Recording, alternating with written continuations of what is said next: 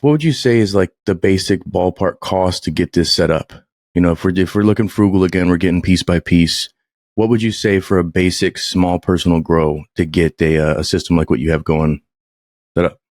So I guess we could do it for like a 4x4 because that's like the most common like home grow setup.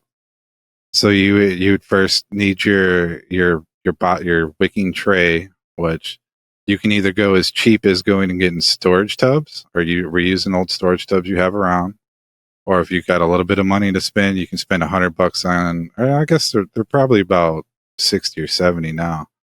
But get a 4x4 flood and drain table. Make sure it's never had any holes drained in it. And yes, I've had people hit me up that have tried to fill up trays and then they flooded their room because they had holes in it.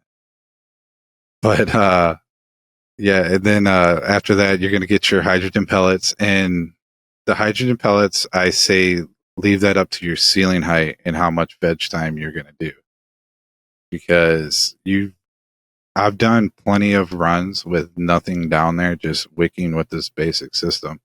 And the only thing you see that happens down there that somebody might freak out about is a little bit of algae growth. And we're growing in organics. Algae is not going to hurt anything. If anything, it's a food source for some of your springtails or other beneficials that'll end up down there. So the hydrogen pellets, I leave that up to your actual setup and your logistics. But that's another $20 or so, depending on the size bag that you get, how many you need. So I guess that one could go from 20 to 100.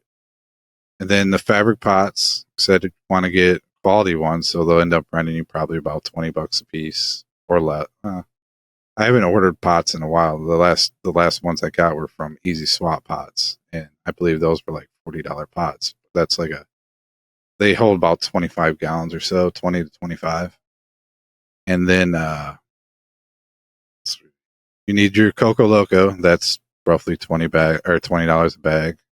And then I would say just to go and get like a standard CMH or something off of Facebook Marketplace or something like that and start up like that. Because I don't have anything against LEDs or anything like that, but that is for when you have a really nice setup where you can control your environment, bring in CO2. You understand supplemental feeding if you start to see a deficiency, because LEDs are like growing with a damn race car.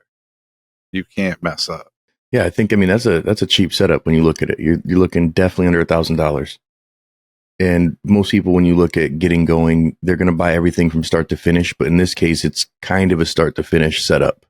You know what I'm saying? Like you don't need to switch up, especially if you're rocking LED or CMH, because you can keep the same light all the way through technically. This FTS clip was brought to you by AC Infinity, leaders in garden innovation. Use discount code TheStash15 at checkout to save some money on your order.